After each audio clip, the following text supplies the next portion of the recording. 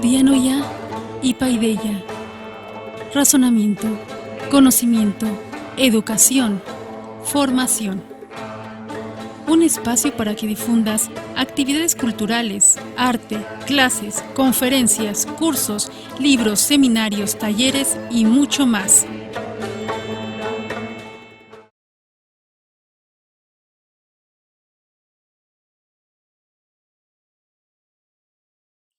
Muy buenas tardes para el público de la Asociación Nacional de Locutores de México y para el público de Radio Sofando. Estamos en una emisión más de Radio Sofando y también del programa Dianoya y Paideya. Y en esta ocasión, pues, explorando por ahí en redes sociales, en nuestros grupos de Facebook y en otras redes, nos encontramos con un personaje bien interesante, con el licenciado Raúl Escobar Puente. Y pues dijimos a ver si nos puede dar una entrevista y tuvimos el honor de que nos pueda platicar con nosotros, pero para ustedes que nos escuchan en más de 100 países, en más de 1000 ciudades en todo el mundo, por cierto, les mandamos un saludo a los que nos escuchan permanentemente en Alemania, en Argentina, pues en varias partes de la Ciudad de México y en los Estados Unidos, pues déjenme platicarles que este es un tema, es el tema actual de México, el tema de la legalidad. Y bueno, antes les platico quién es nuestro invitado, Raúl Escobar Puente. Él es licenciado en Derecho, egresado por la Universidad Nacional Autónoma de México, la UNAM, por parte de la Facultad de Estudios Superiores de Aragón, donde se tituló mediante examen profesional con mención honorífica. Entonces, estamos hablando de una trayectoria pues profesional muy interesante, por eso lo invitamos a nuestro programa. Y además cuenta con dos especialidades, la primera en responsabilidades administrativas de servidores públicos y Sistema Nacional Anticorrupción, por eso les decía es el tema, uno de los grandes temas actuales, y la segunda es la justicia administrativa, misma que cursó en el Centro de Estudios Superiores en materia de Derecho Fiscal y Administrativo.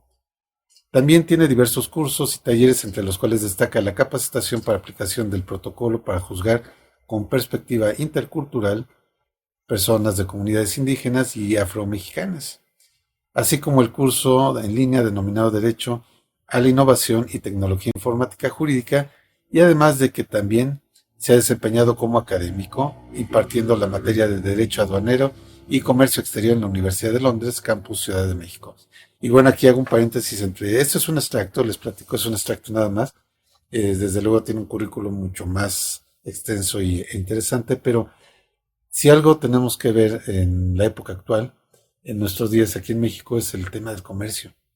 Estamos actualmente con una zozobra, una incertidumbre por todo el tema de los aranceles con nuestro vecino del norte, en particular con el presidente de los Estados Unidos, Donald Trump. Y si se requiere actualmente de profesionales es capacitados en materia anticorrupción, como lo estamos viendo. Y el segundo punto que por el cual también pues nos atrevimos a invitarlos para que ustedes lo conozcan, es el tema del comercio aduanero. Pero les sigo platicando. En el ámbito profesional ha ocupado distintos cargos en el Poder Judicial de la Federación, donde laboró como oficial administrativo en el noveno Tribunal Colegiado en Materia Administrativa del Primer Circuito y principalmente en el Tribunal Federal de Justicia Administrativa, donde comenzó como auxiliar de mesa, continuando como oficial jurisdiccional y más recientemente como secretario de acuerdos, con adscripción en la Sala Regional de Morelos y auxiliar en dicho tribunal, donde ha laborado durante los últimos 5 años a partir del mes de febrero del año 2020. Y además actualmente es candidato a magistrado de circuito en el Distrito 2 en el estado de Morelos. Entonces, pues bueno, esta es parte, es una semblanza breve de lo que hace nuestro amigo Raúl Escobar Puente. Y pues te doy la más cordial bienvenida. Muchas gracias por haber aceptado esta invitación. Y pues bueno, me gustaría que nos platicaras qué es lo que están, o cuál es el objetivo. Sabemos que hay muchos candidatos, sabemos que hay mucha gente que hace de todo en redes sociales, se ponen a bailar, hay mujeres que demuestran sus encantos, hay gente que hace hasta sketch cómicos, pero aquí la situación, yo creo que necesitamos un poder serio, necesitamos gente capacitada y sobre todo yo veía aquí dentro de lo que tienes publicado en redes sociales en Facebook, que es donde viene mucho de esto para la gente que lo quiera constatar, es también la situación de carrera en lo que es pues el área Judicial. del judicial, ¿no? Entonces, esa parte a mí me gustaría que nos platicaras para el público. Mm, No, pues primero que nada, muchas gracias a ti, Pedro, por la invitación. De verdad es para mí todo un gusto poder participar en esta entrevista. Y bueno, como lo comentabas, ¿no? Hay mucha información circulando de diversa índole y justo pues está en boga esta parte de las elecciones y las candidaturas, ¿no? Más allá de hablar de eso, digo, todos creo que nos hemos visto invadidos y saturados en las redes sociales de N cantidad de información, pero es un punto a destacar el que comentas, ¿no? No voy a hablar por los demás porque creo que no Ajá, me claro. corresponde a mí evaluar ni decidir, ya será la ciudadanía la que juzgue el día 1 de junio en las casillas. Pero bueno, yo principalmente mi perfil o mi plataforma va más encaminada justo a lo que comentas, ¿no? La trayectoria que es necesario tener, justo, pues que es la que te va a respaldar si en dado momento llegas, o quien decidan o quienes sean electos, pues es lo que va a respaldar las decisiones que puedan o no tomar, ¿no? Y el Sí. beneficio o el impacto negativo que puedan tener a la sociedad, pero insisto, eso ya la ciudadanía lo va a juzgar, ¿no? Por mi parte, pues mis esfuerzos están más que nada encaminados, uno, pues sí, a dar a conocer un poquito de mi trayectoria y más que otra cosa, justo con base en todos los conocimientos que yo he adquirido a lo largo de todo mi desarrollo profesional, pues y transmitirlos, compartirlos un poco justo pues con las personas, que con tu auditorio, para efectos de que las personas conozcan justamente cómo funcionan ciertas instituciones, cómo es que resolvemos nosotros, cómo es que analizamos ciertos temas, ciertos casos, y justo a partir de ellos pues tengan herramientas para poder hacer valer y defender sus derechos, ¿no? Normalmente las personas normalmente se ven limitadas por el hecho de poder o no tener acceso a un abogado, ¿no? Cuando se ven Claro. en una cierta problemática, pero creo que también ello parte del tema de no tener como mucha información, ¿no? De que Ujú. esa información se mantiene como en círculos restringidos y entonces, pues uno no sabe qué hacer, ¿no? En múltiples cantidades de situaciones. El día de hoy justo me acerqué, digo, ya con motivo de esta invitación, dije, bueno, ¿qué es lo que yo puedo transmitirle a las personas que les deje algo, ¿no? Que les deje algo de conocimiento a quienes decidan regalarme unos minutos de su tiempo. Y elegí dentro de los muchos temas que hemos abordado de estudio en el tribunal, uno en particular que llama la atención y que no se ve muy comúnmente, que es el procedimiento que puede llevar a cabo el Instituto Mexicano del Seguro Social para dar de baja a trabajadores y a patrones. Haz de cuenta que en la ley del Seguro Social, particularmente en el artículo 17, está regulado un procedimiento. Es un procedimiento en realidad sumario, ¿no?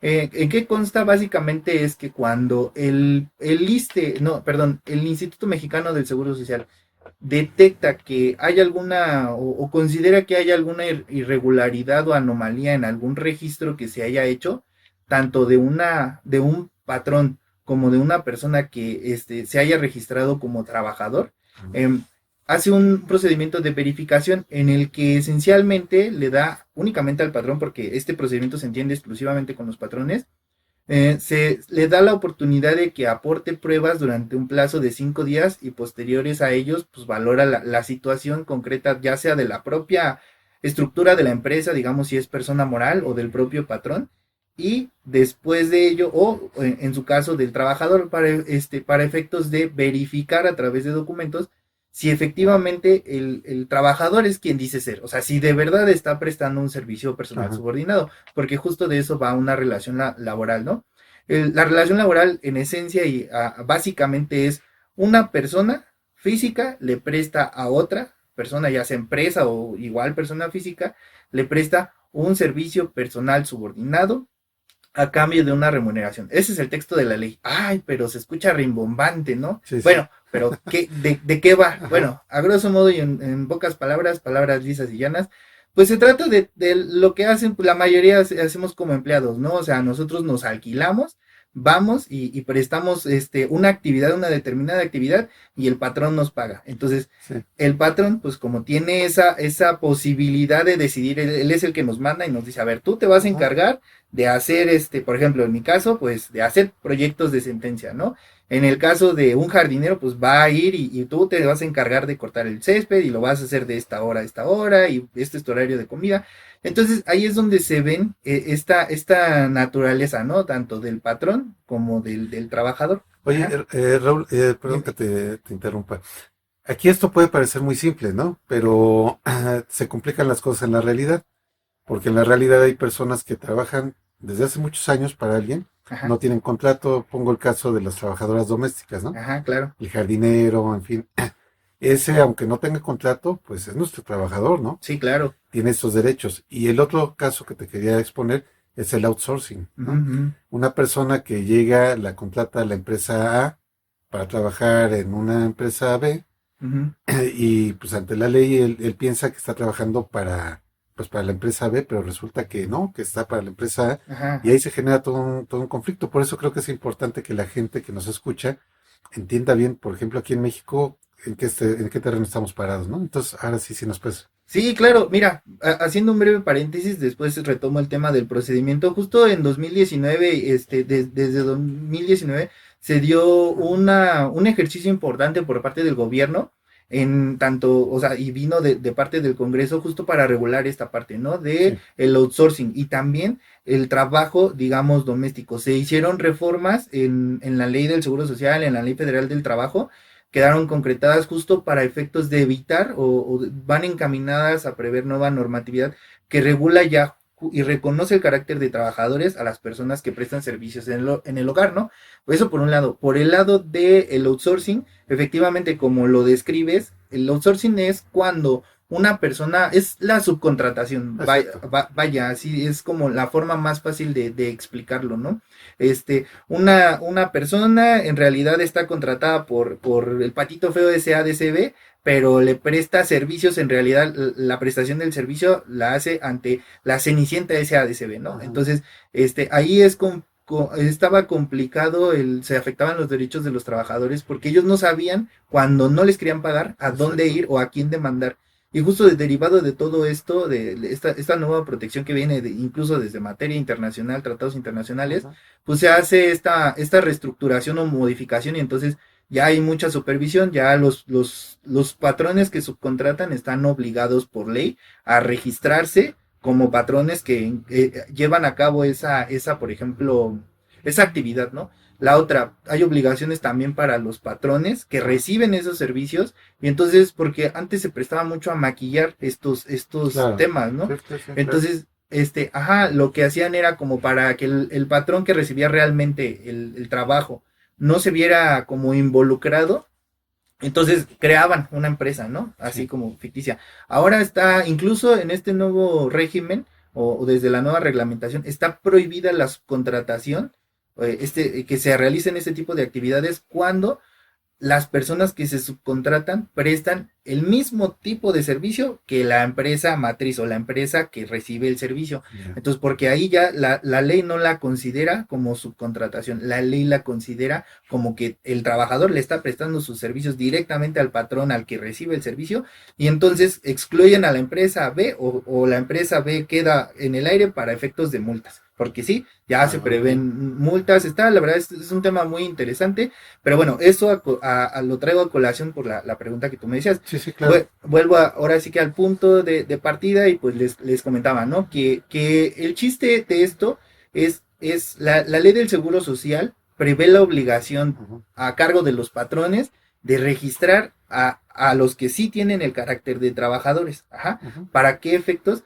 Para que el patrón vaya cubriendo las aportaciones de seguridad social claro. y también le haga descuentos al salario del trabajador, justamente, y entonces lo que le toca aportar el patrón, lo que aporta el propio trabajador, se van a las bolsitas respectivas del instituto, y entonces, pues es como se van financiando o el instituto se allega de recursos para prestar diversos servicios, como son, por ejemplo, el hecho toda la cuestión de seguridad social, Claro. propiamente dicho, hospitales, medicinas, para pagar pensiones, para pagar presta servicios de guardería también el Ajá. instituto. Entonces, es a partir de esto, así es como se allega de servicios.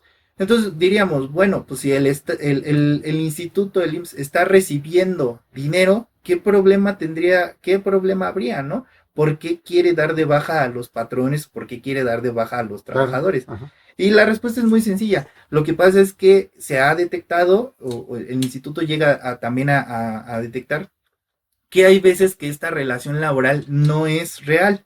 Ajá. La relación laboral se está simulando, ¿no? A través de meramente de documentos. Y entonces lo que hace el trabajador bueno, o sea, lo que hace la empresa es pagar aportaciones al instituto, nada más como para efectos de que se vayan generando, digamos, antigüedad ficticiamente, pero en realidad ni el patrón o presunto patrón está recibiendo el servicio, ni el presunto trabajador o el trabajador lo está realizando. Ajá. ¿Y esto cómo lo detectan? ¿En auditorías o cómo? Justo es para eso el procedimiento, pero en realidad yo lo que he visto es que en la práctica Ajá. hay como ciertas circunstancias que hacen que se prenda un foco rojo, ¿no? Para el IMSS, por ejemplo, llegan a veces que el trabajador resulta ser que ya nada más cotiza al instituto como 2 años, ¿no? Justo para Ajá. alcanzar la edad límite para tener el beneficio de pensión, ¿no? Y entonces pues yo imagino, porque la verdad no desconozco cuál es la política interna del instituto para decidir a quién verificar y a quién no,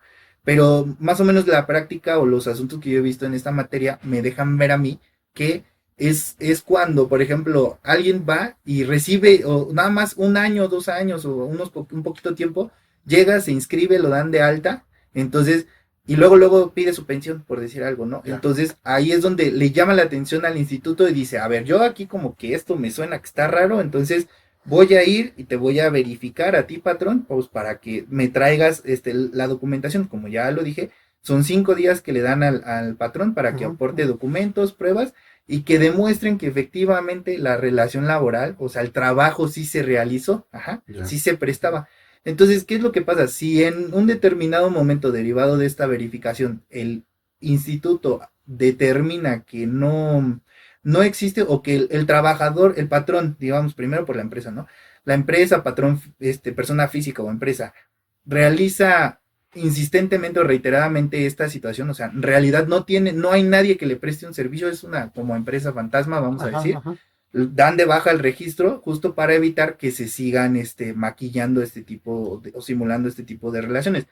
Llega a pasar también que cuando verifica el instituto, porque también tiene la capacidad de ir físicamente al lugar de la empresa, pues Claro. para ver Sí, las claro. instalaciones Claro. y todo. Entonces, lo que llega a pasar es también que ve que sí se presta un servicio, sí hay personas que están realizando un trabajo, ¿no? Una actividad y les pagan por ello, pero el trabajador específico, pues a lo mejor es el que no, y entonces ahí es donde se tiene que verificar si esa persona en específico sí prestó o no prestó un servicio y le pagaron por esa contraprestación, ¿no?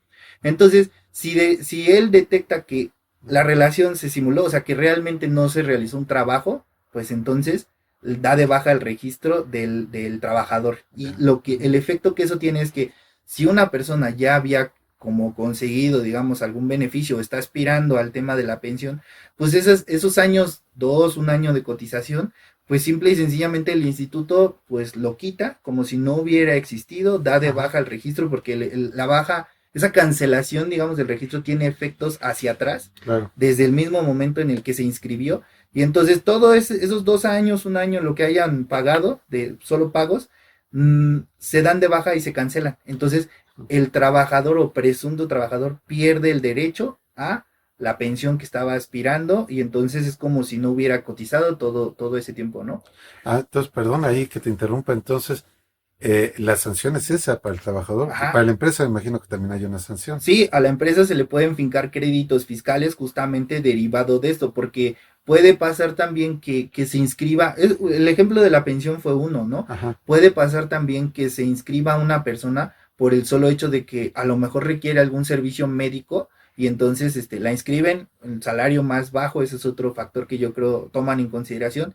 Si el salario es como muy bajo, es casi el mínimo, pues entonces al IMSS se le hace raro, o por ejemplo una persona que luego que la registran empieza a ir al servicio médico, a lo mejor, pues ahí es donde se verifica, ¿no? La existencia de la relación laboral, y para ver, porque si realmente se está prestando ese servicio y sí, hay una relación claro. real de trabajo, justo, y que no se esté nada más como que obteniendo medicinas o servicios médicos, hospitalarios o pensiones. O la operación, ¿no? De alguien. Exactamente, entonces, justo es la idea, porque al final de cuentas, todos aportan, bueno, los que están en el sector privado, yo estoy en el sector público, y algunas también algunas partes del sector público también cotizan ante el IMSS. Entonces, todos ellos aportan, y entre todos son los que van financiando justo o aportando los recursos para que el IMSS preste todos sus servicios, hospitales, medicinas, pensiones, como lo dije en un principio. Entonces, la idea de esto es que el instituto pueda corroborar que efectivamente hay una relación de trabajo. Ajá. ¿Cuáles son los bemoles de esta parte, no? Que a nosotros nos llama la atención. De entrada, por ejemplo, se ha detectado y por ahí se resolvió un caso en el que de una empresa, un socio accionista, o sea, estaba registrado como trabajador. ¿Ah, sí? Ajá.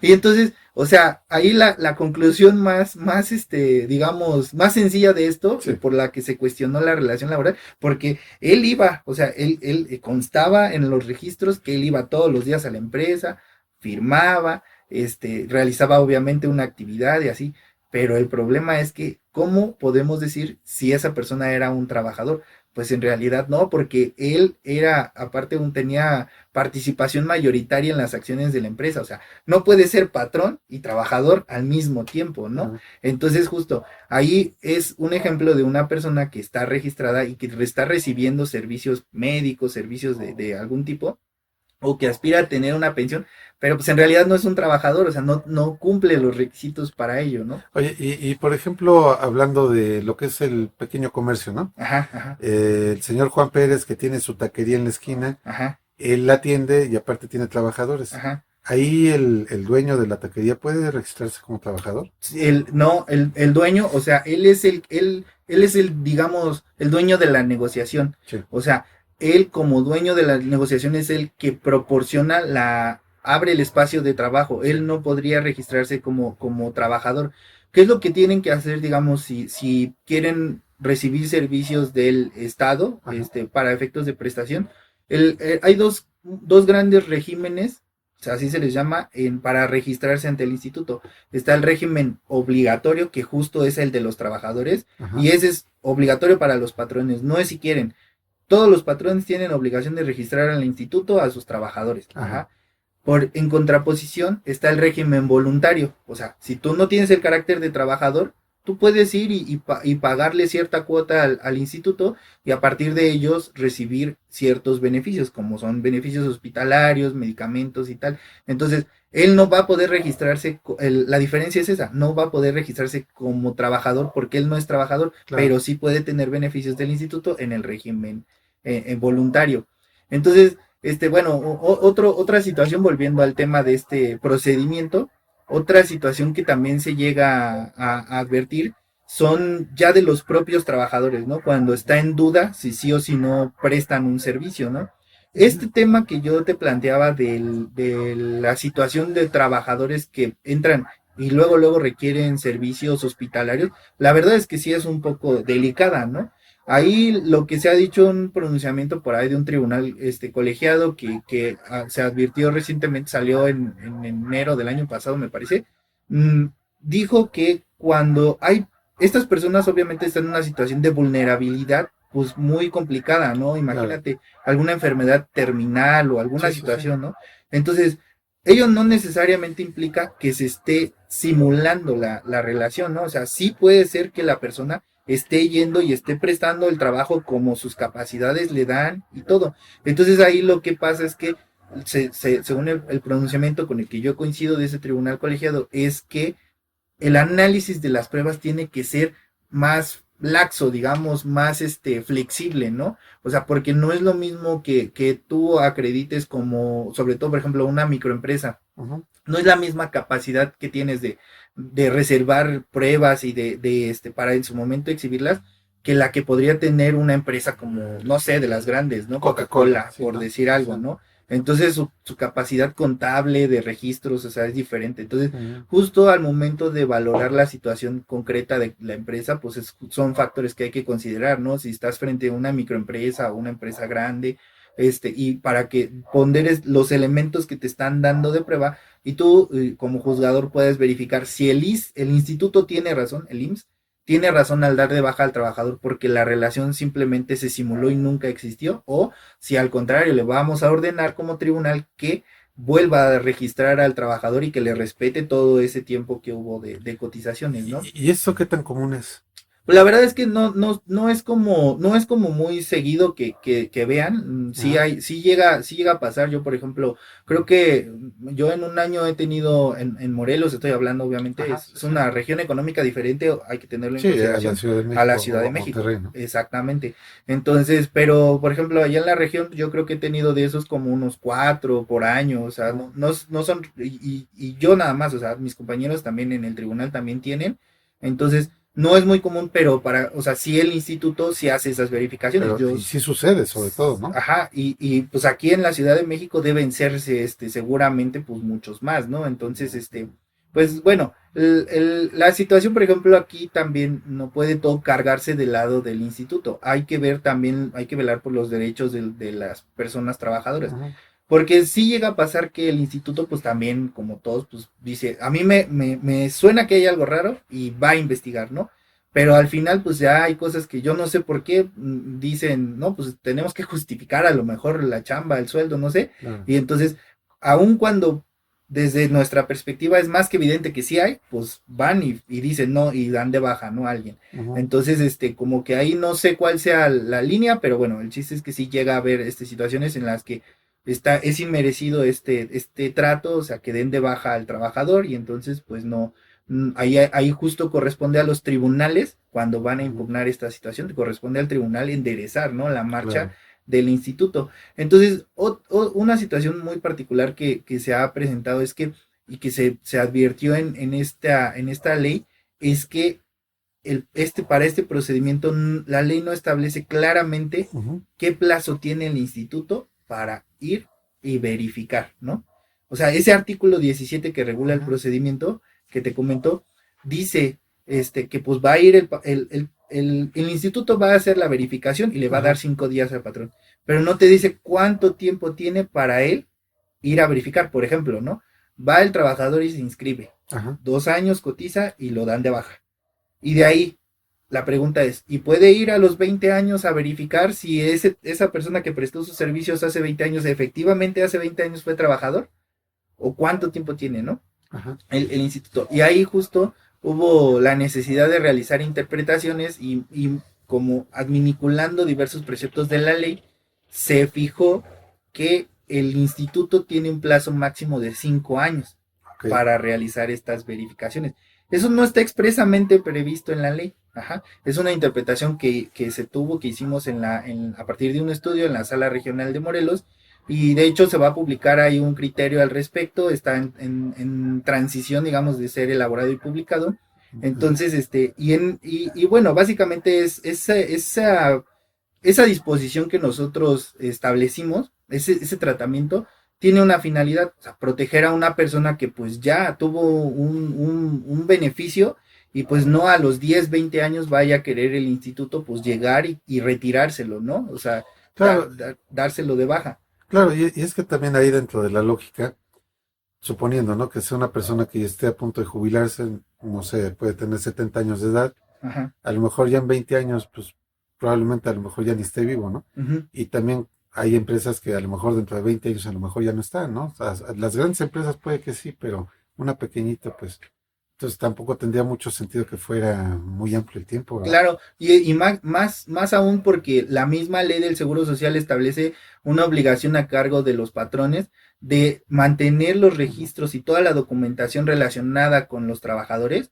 dígase tanto el propio contrato como que cubrió las aportaciones de seguridad social. Toda esa información relacionada con los trabajadores tiene que mantenerla durante 5 años. Tiene un plazo máximo de 5 años para conservarla. Entonces, no tendría lógica que se le permitiera al instituto ir a verificar si al año 7, al año 8, Claro. cuando el patrón, pues obviamente ya no, por ley, ya no estaría obligado a mantener esa, y sería en perjuicio tanto del Claro. trabajador como del patrón. Entonces, ahí justamente lo que de alguna manera se estableció en este criterio que les comento, pues es eso, ¿no? Que por una cuestión básica de seguridad jurídica, la seguridad jurídica es un derecho humano que está en la Constitución, y que básicamente se traduce en un enunciado. El enunciado sería que el gobernado sepa a qué atenerse, ¿no? Claro. Entonces, eso es una premisa esencial de la seguridad jurídica. Y entonces, si nosotros le decimos a la autoridad, tú tienes 5 años para hacer la verificación, y él va al año 3, el instituto, y verifica, bueno, y si hay lugar a retirar, digamos, esos beneficios a un trabajador, pues está en todo su derecho, ¿no? Pero posteriores a esos 5 años, pues la verdad es que ya se crearía o se podría generar un perjuicio, y además se podría estar dejando en indefensión, porque ya qué pruebas va a tener Claro. para demostrar la empresa que sí fue su trabajador, ¿no? Que sí le prestó esa actividad. Entonces, pues a grosso modo esta es una breve explicación de este procedimiento. Digo, no es tan común, pero justamente por eso, porque no es muy común, pues el común, ahora sí que de la población no conoce estos temas, y Claro. cuando de repente vas y te dicen, oye, pues es que vas tú al servicio médico, es que no, porque pues no, ya se le dio de baja, ¿no? No es trabajador. Entonces, pues ahí es como las personas no saben qué hacer, ¿no? Entonces, digo, si tu auditorio tiene a bien regalarme unos minutos y ver este video, quizá habremos aprendido algo, o tener un poquito de conocimiento. Yo siempre he dicho, el conocimiento es poder.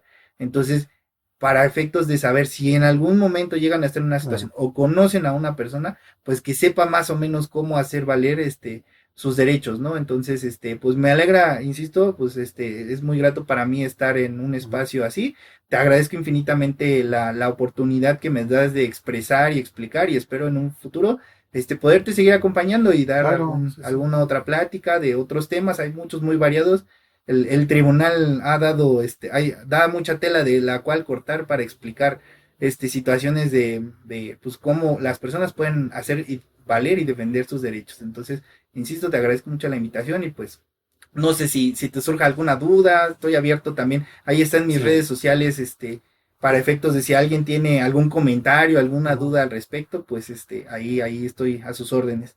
Claro, pues no, realmente yo creo que el que te debe dar las gracias a nombre de todo el auditorio soy yo, porque pues todo esto es una cuestión muy, muy interesante. Y es que, bueno, fíjate, le recuerdo al público que estamos platicando con el licenciado Raúl Escobar Puente, que pues toda esta expertise que tiene en materia de derecho y además toda la experiencia que tiene como juzgador es algo que le da el feeling. O sea, yo insisto, creo que no es menospreciar ni sobrevalorar al resto de las personas que estén contendiendo en esta próxima elección que se va a dar, pero creo que sí es importante conocerlos.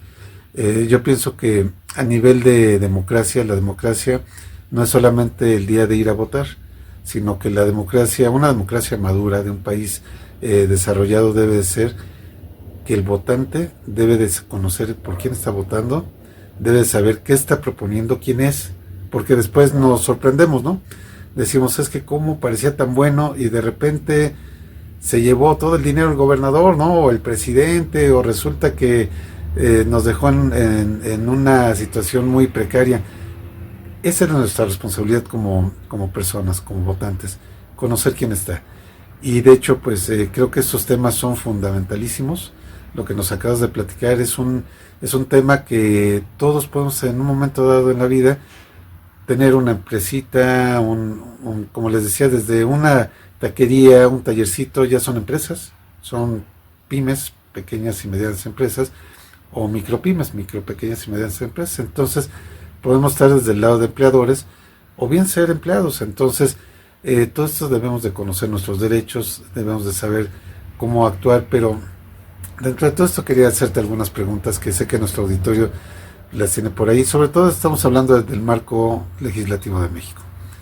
Para la gente que nos escucha en otros lugares, aunque bien comentabas que está regulado por acuerdos internacionales y convenios que seguramente hace que sea muy similar a lo que sucede en otros países, pero vamos a suponer que yo tengo un trabajador, les decía hace rato, simplemente el tener una persona trabajando en nuestra casa, un jardinero, la señora que hace el aseo, la comida, pues nos genera obligaciones. Y quizá esas personas, hay personas que depende de su forma de ser, pero dicen, ya no me sirves y a la calle, ¿no?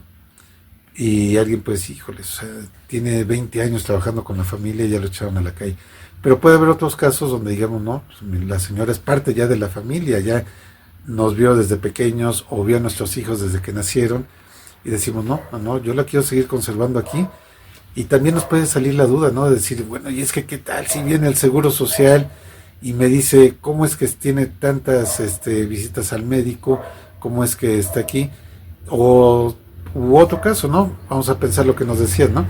Gente que acaba de llegar contratada a un lugar, vamos a pensar que nosotros ya no podemos pagarle a la señora que nos hace el aseo, a la señora que era pues la sirvienta, personal doméstico, o a lo mejor nuestra mamá, que se murió, ¿no? Que se puede haber muerto nuestra mamá, y la señora que le hacía el aseo decimos, híjoles, vente para acá, ¿no? No, no quiero que te quedes sin trabajo, vente para acá, para la casa, pero es una señora que ya por la edad pues puede tener muchos problemas médicos, y de repente nos puede dar miedo, ¿no? Decir, bueno, es que qué tal si yo la contrato, y dicen, caemos en ese supuesto, ¿no? Está 1 o 2 años antes de retirarse, está yendo continuamente al médico y hasta puede tener algún problema grave de salud, ¿no? Alguna enfermedad catastrófica como el cáncer o algo, y nos puede dar miedo. Yo creo que en esas partes, creo que también la ley nos protege, pero sí nos gustaría que nos platicaras en un supuesto así, ¿qué podemos hacer? Porque, vamos, desde luego lo hacemos para que la gente no se quede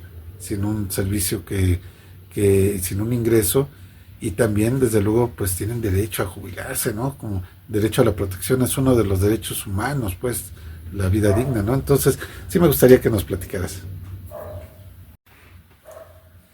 No, claro, como lo comentas, la realidad es que son derechos pues, digamos, de mayor coyuntura en donde hay que poner atención y obviamente, pues como personas todos tenemos derechos humanos, ¿no? Dependiendo las categorías que podamos tener, dígase trabajador o estudiante o periodista, por ejemplo, o si es una persona tiene la calidad se asume como indígena, puede tener otro tipo de derechos, ¿no? Y no todos, o sea, a todos nos asisten todos los derechos, ¿no? Ya dependiendo las categorías que, como les digo, asumamos, pues de ahí va a depender. Entonces, en el caso de trabajadores, la recomendación siempre va a ser registrar, dar de alta al instituto, porque es una medida de protección primero que nada para el trabajador, ¿no? Porque si en algún momento, pues es parte estos derechos de seguridad social que se le llaman, que como te comentaba, vienen desde los tratados internacionales y están constitucionalmente reconocidos. Entonces, en esta parte de lo que se trata es de que los trabajadores tengan a dónde acudir en alguna situación, ¿no? O sea, quienes pueden a lo mejor pagar como ir pagando, el seguro social no es diferente al un seguro de un coche, ¿no? Ajá. Uno lo paga, o sea, lo vas pagando, tú decides si lo pagas anual o lo pagas mes con mes, y lo pagas pues por si en alguna ocasión se requiere y claro, ya hay algún suceso, ¿no? Un percance, y entonces la aseguradora te responde. Es esencialmente lo mismo. Uno lo tiene que ir pagando continuamente cada quincena, cada que uno recibe un salario como trabajador, justo pues esperando que no, pero el día que ocurra uno tenga ese respaldo, ¿no? Entonces, de entrada, pues sea la edad que se tenga, cual sea el régimen, la idea es registrar, porque en algún momento, pues si llega el propio trabajador, pues tiene a dónde acudir y va a recibir este servicio médico, hospitalario, tiene, justo por su calidad de trabajador, tiene estos derechos, ¿no? Pero también es una medida de protección incluso para el propio patrón. ¿Por qué? Porque traigo a colación otra figura, ¿no? Que se le llama en esta parte, el instituto puede hacer verificaciones derivado, por ejemplo, de que llega un trabajador, ¿no? Llegó a algún asunto en el que una persona estaba trabajando, es una como empresa que procesa algún tipo de papel o de plástico, y entonces, pues que va y se le va la mano en unas prensas, y pues dedos, ¿no? Ahí y entonces pues córrele al hospital. Cuando llegan, pues resulta ser que no estaba dado de alta, ¿no? El trabajador. Y no sé, digo, ahí la argumentación venía en el sentido de que allá a mí no me corresponde pues verificar esa parte, o sea, simple y sencillamente es la fecha en la que se registró, ¿no? Para su mala suerte, según lo que se expuso en este asunto, era que la persona tenía, creo, 2 días o 3 días, pues que acababa de llegar, ¿no? O sea, le pasó al pobre, justo iba llegando a trabajar según la narrativa del asunto, ¿no? Entonces, aquí lo que pasa es que el patrón tiene por ley, y ojo, aquí es un dato muy importante, el patrón tiene por ley 5 días para registrar a los trabajadores, máximo 5 días, desde el momento en el que inicia la relación laboral, es decir, desde el momento en el que la persona va y empieza a prestar sus servicios a la empresa o a persona física, si es persona física el patrón, tiene 5 días para ir a registrar, ¿no? Pero ojo, en este tema de aseguramiento,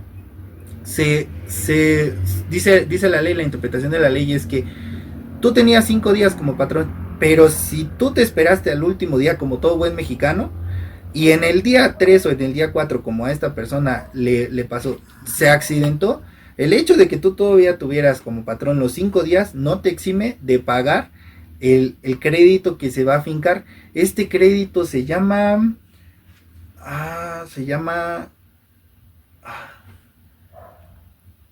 tiene un nombre, espérame. Bueno, para el público que nos escucha, cuando se habla de un crédito fiscal es prácticamente una sanción de dinero, ¿no? Ajá, exactamente. O sea, es una multa, pues, por... Ajá, eso es por una parte.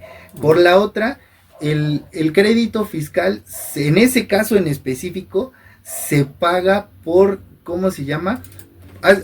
Porque, como te decía, tú en el seguro vuelvo al ejemplo del seguro del coche. Sí. Ajá, tú uno paga su seguro del coche, ¿para qué? Para que cuando suceda algún percance, pues es la aseguradora la que entra, ¿no? Claro. O sea, no lo quiere Dios, no alguien, y pues alguien tercero está lesionado, por ejemplo, derivado de una colisión, pues ¿qué es lo que hace? La aseguradora es la que entra y paga, ¿no? Ya nada más uno le paga el deducible a la aseguradora. Exacto. Ajá. Entonces, ¿qué es lo que pasa? Que si tú no tienes seguro y golpeas a alguien y sale lesionado, pues ¿quién va a tener que pagar? Lo tiene que absorber uno por no tener el seguro. Pues esencialmente es lo mismo. El seguro, cuando uno registra al trabajador y empieza a pagar las cuotas, si llega a haber algún percance como esta situación que te comento, pues entonces quien absorbe los gastos es el instituto, ¿no? Claro. Y ya está el hospital. Sí. Pero si no se registró a tiempo, todos los servicios médicos que se le presten al patrón se los cobran más bien al trabajador. Todo ese servicio médico, medicinas, el hospital, las vendas, todo le hacen su lista al patrón, y al final le llegan y le dicen, ¿sabes qué? Como registraste tarde, inscribiste tarde al trabajador, entonces pues aquí procede que tú me pagues todos los insumos y servicios médicos, hospitalarios, y entonces ese es el crédito fiscal que le fincan es como si fuera un hospital privado, ¿no? Exactamente, tal cual. Sí. O sea, llega a este punto, entonces, por eso, y tiene un nombre específico, si ahorita te lo puedo, ahorita seguramente sale el nombre.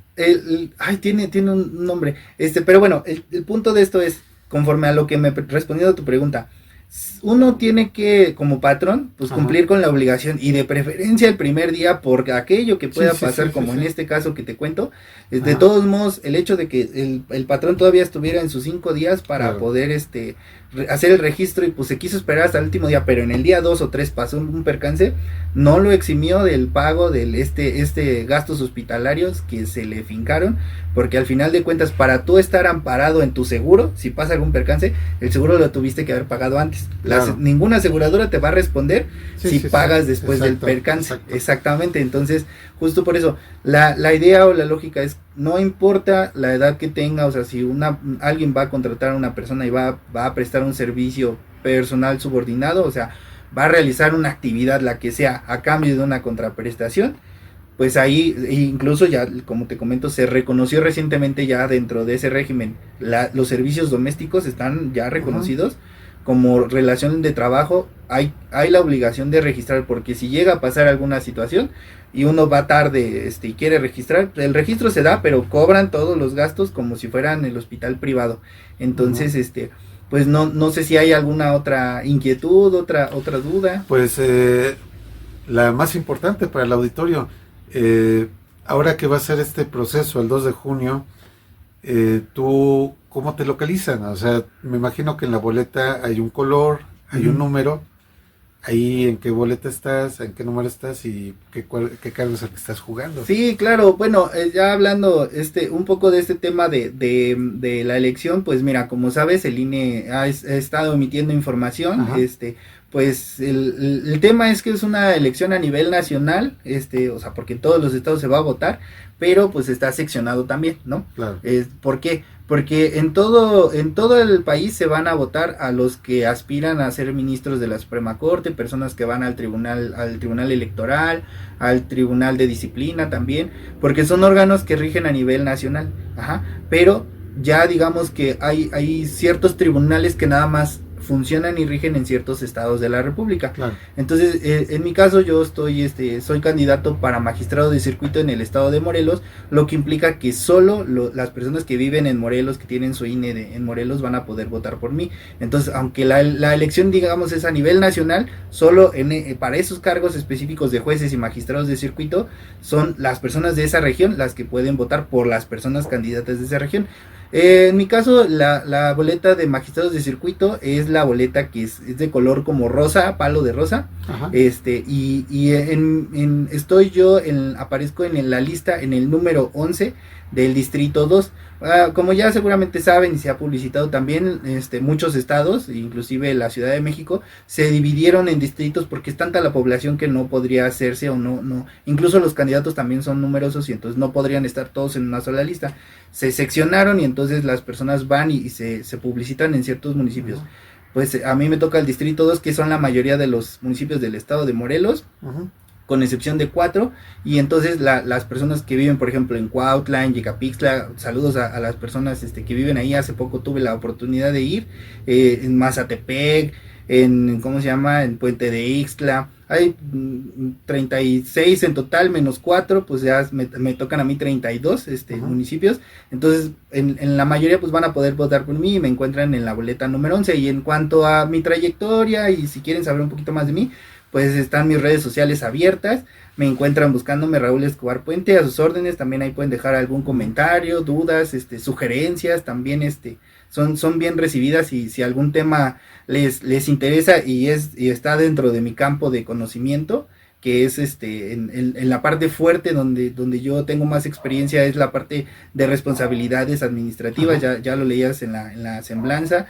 La parte fiscal, la parte administrativa, contenciosa administrativa, es como la parte más fuerte. Entonces pues estoy a sus órdenes, y si no lo sabemos, pues también lo investigamos. Es lo bonito del derecho, ¿no? Que claro, te permite siempre aprender cosas nuevas, investigar, y yo tengo pasión por esa parte del estudio. Entonces, si hay algún tema también que sea novedoso y que no lo domine, pues se puede también investigar, ¿no? Entonces, pues agradezco nuevamente el espacio, la oportunidad, y espero en el futuro poder seguir conviviendo y seguir teniendo estas cápsulas de conocimiento jurídico que da información que ayuda, ¿no?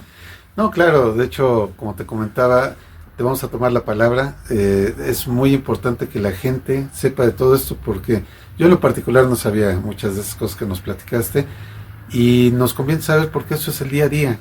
Estamos parados en un estado de derecho donde somos sujetos de obligaciones, sepamos o no, somos sujetos de obligaciones. Entonces es mejor saberlo, y es mejor pues que venga directamente alguien que conoce y tiene la experiencia y los estudios. Y pues te agradezco mucho, nuevamente te agradezco mucho aquí ante las cámaras y micrófonos de Radio Sofando, y pues quedan las puertas abiertas para que nos sigas comentando al auditorio. Tiene muchas preguntas, muchas dudas, pero es también sobre otros temas. Entonces me gustaría que después nos dedicaras un ratito, en la medida de tus posibilidades, sobre temas. Sobre todo veía que manejas temas anticorrupción, ¿no? O sea, ese es uno de los grandes temas en estos momentos. Yo creo que toda la vida en México ha sido algo fundamental, pero creo que ahora se requiere de mucha gente capacitada, gente responsable y gente valiente, ¿no? Creo que es un perfil que que la gente requiere, y pues qué mejor que alguien que sepa, ¿no? Pues muchísimas gracias, Raúl. A ti al contrario, muchas gracias. Le recuerdo, le recuerdo a nuestra audiencia que estuvimos platicando con el licenciado Raúl Escobar Puente, que pues tiene especialidades en responsabilidades administrativas de servidores públicos, sistemas de anticorrupción, justicia administrativa y derecho fiscal, sobre todo en tema de aduanas. Pues muchísimas gracias, y antes de salir quiero agradecerle a nuestro amigo que nos dio facilidades para todo esto, el presidente del Colegio de Abogados Carta Magna, el doctor en Derecho, el licenciado Julio César Escobar. Entonces, también le mandamos un saludo muy afectuoso, un abrazo, y pues gracias que nos está acercando gente tan interesante. Y bueno, además de todo esto, pues lo que te había comentado, le había comentado al público que en redes sociales pues nos encontramos por ahí un spot que grabaste en Cuautla. Dijimos, bueno, vamos a ver quién es, y nos encontramos una sorpresa muy grata, que es una persona preparada y que además muy flexible. Pues muchísimas gracias. A ti al contrario, hasta luego. Y bueno, no me resta más que agradecer su compañía a una emisión más de Diano Yepa y Deya, en esta ocasión con la entrevista al licenciado Raúl Escobar Puente. Y pues también quiero agradecer a todos ustedes que nos acompañaron en esta emisión de Diano Yepa y Deya y de Radio Sofando con Victoria Carrasco y Pedro Tello. Y bueno, desde luego no quiero despedirme sin antes invitarlos a nuestras redes sociales, invitarlos a que visiten nuestras redes en TikTok, Facebook, Instagram, desde luego también en Blue Sky, Reddit, Trends, y bueno, pues así nos encuentran como @Radio Sofando. Y pues también quiero agradecer a nuestro amigo, al licenciado Julio César Palacios Escobar, las facilidades que nos dio para la realización de este programa en las instalaciones del Colegio de Abogados Carta Magna. Muchas gracias y seguimos con ustedes, y bueno, los invitamos a que también pues se inscriban a nuestro canal de YouTube. También nos conocen y nos encuentran así como @Radio Sofando. Muchas gracias.